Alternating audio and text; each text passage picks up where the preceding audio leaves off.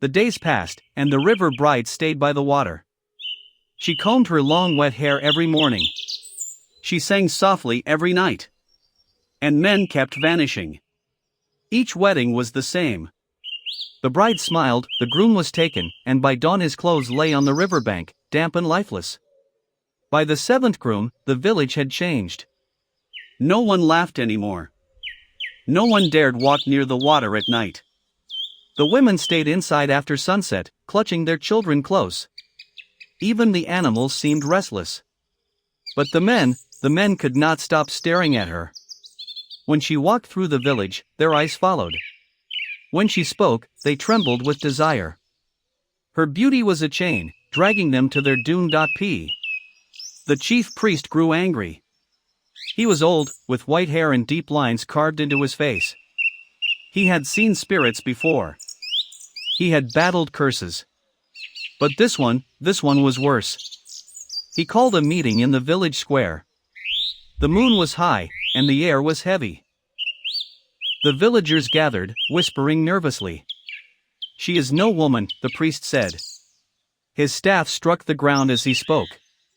"She is the daughter of the river. She is a spirit who takes the form of beauty. She comes when the land is weak, when faith is broken, and she feeds on the men who cannot resist her." A murmur ran through the crowd. The women nodded, fear in their eyes. But the men shifted uncomfortably, glancing toward the river where her hut glowed faintly in the night. The priest raised his staff again. "If she is not stopped, more will vanish. The river will never be satisfied. One day, it will rise and swallow us all." But then a voice came from the back. It was Namdi, a young man, strong and hot-blooded. "She is no spirit," he said, his jaw set stubbornly. "She is a gift. Have you not seen her beauty? Have you not felt her kindness? The men who vanished are blessed. They are with her in the depths, in a place finer than this dry land." Some of the men muttered in agreement. The priest's face darkened. "You are fools," he hissed. "You are blinded. You are like goats walking into the lion's den." But Namdi was not afraid. He lifted his chin. "Then I will marry her. And I will prove to you that she brings joy, not sorrow." That night, Namdi went to the river. The bride was waiting for him. Her smile was wide, her eyes glowing in the moonlight. "I knew you would come," she whispered. Her voice rippled like water. "I have been waiting." And once again, there was a wedding. The drums beat, the people danced, but their joy was hollow. The bride's laugh was louder than the drums. Her beauty filled the night like smoke. But Namdi's mother did not dance. She wept and tore at her clothes. Because she knew what morning would bring. And morning came. The sun rose slowly, as if afraid to look. The villagers gathered at the riverbank. There, lying on the wet grass, were Namdi's clothes. Soaked. Empty. The river bride sat outside her hut, combing her hair, smiling as always. The priest grew desperate. He fasted for 3 days. He burned incense until the smoke filled the sky. He spoke to the gods, to the ancestors, to the earth itself. Finally, he returned to the village with heavy news. "She cannot be killed," he said. "Not with weapons. Not with fire. Not with hands. She belongs to the river. The only way to stop her is to break her chain." The villagers asked what he meant. The priest struck his staff on the ground. "She has bound herself to this village. She feeds because someone here allowed her to come. Someone welcomed her. Someone opened the door to the river. Find that person, and she will weaken." The people looked at each other with fear. Who among them had brought this curse? No one admitted it. But the whispers began. The women suspected the young men, saying their lust had called her forth. The young men accused the elders, saying they had angered the gods. And in the middle of the quarrel, the bride kept smiling, combing her hair, humming her river song. That night, something changed. The moon was red. The river did not hum. Instead, it groaned. The sound was deep and angry, shaking the huts. Children screamed in their sleep. Goats broke their ropes and ran into the bush. And the river rose higher than before, licking at the edge of the village. The priest stood at the bank, raising his staff. "Enough," he shouted. "Bride of the water, your time is finished. Leave this place, or face the wrath of the gods." For the first time, the bride's smile faded. Her eyes turned cold. She looked at the priest and whispered words no one else could hear. And the priest staggered, clutching his chest, as if an unseen hand had struck him. He fell to the ground. The villagers rushed to him, crying out. He was still breathing, but weak. Too weak to fight. And the river bride laughed. Her laughter was not soft anymore. It was sharp. It cut through the night like a blade. The priest whispered as they carried him away. "She will take more, she will take all, unless someone dares to follow her into the water." The people trembled. No one wanted to follow her. No one wanted to see what lay beneath the river's surface. But the bride's song grew louder. Her beauty grew brighter. And more men felt the pull. The village was no longer safe. The priest lay weak in his hut. His breathing was shallow. His words came like broken whispers.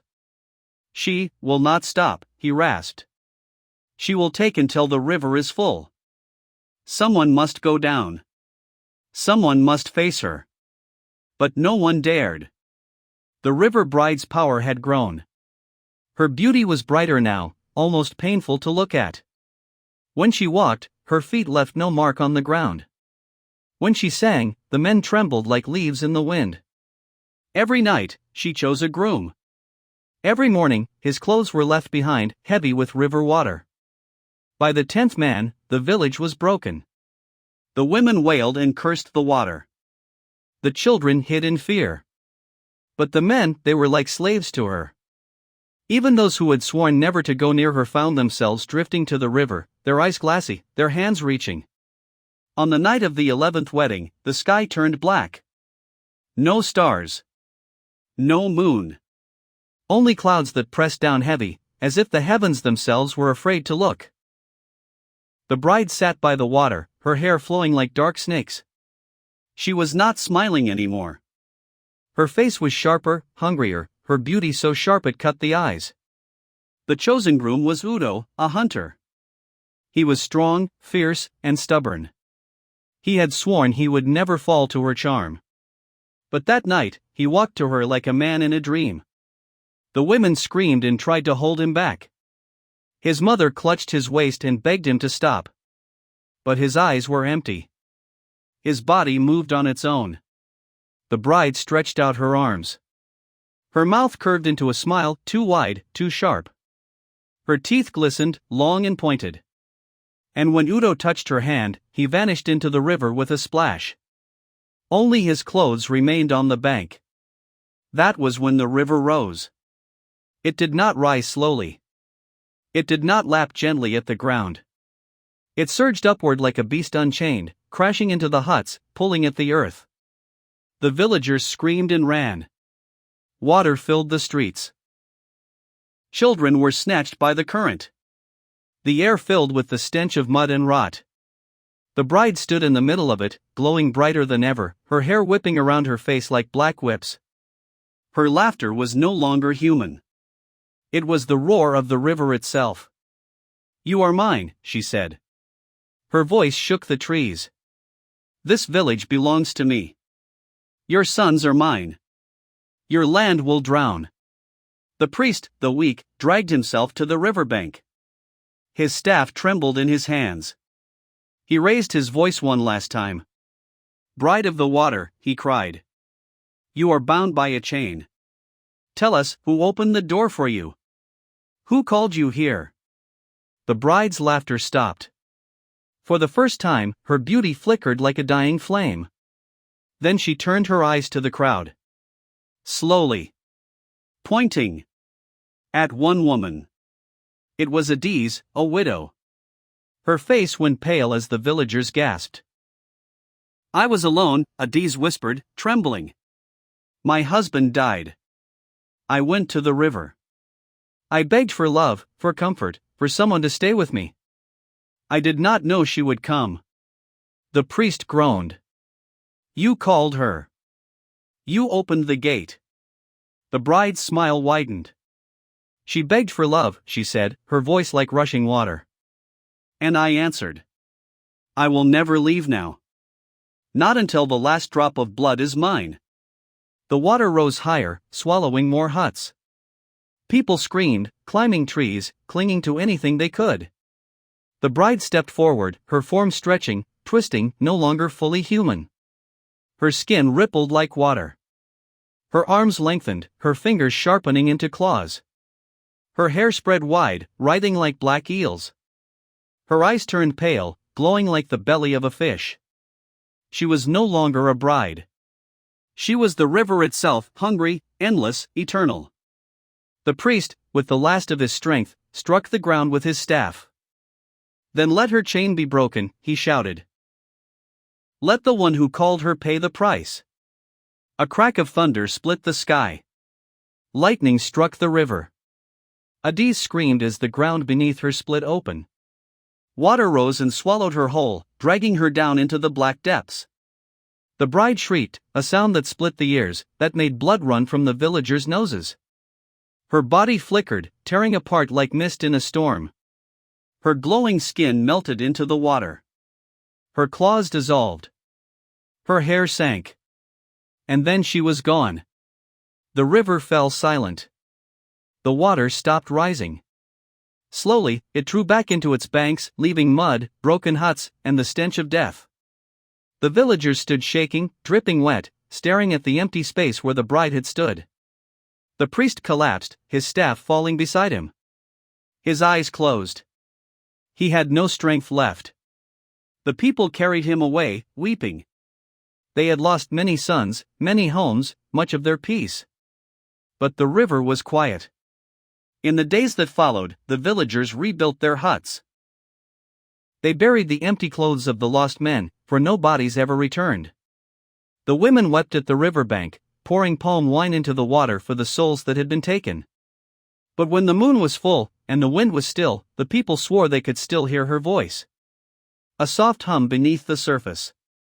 A whisper calling names. And sometimes, when the night was very quiet, the water would ripple on its own, as if something beneath was waiting. The river bride was gone. But the river itself was eternal. And it remembered. Please like, comment and subscribe for more inspirational stories.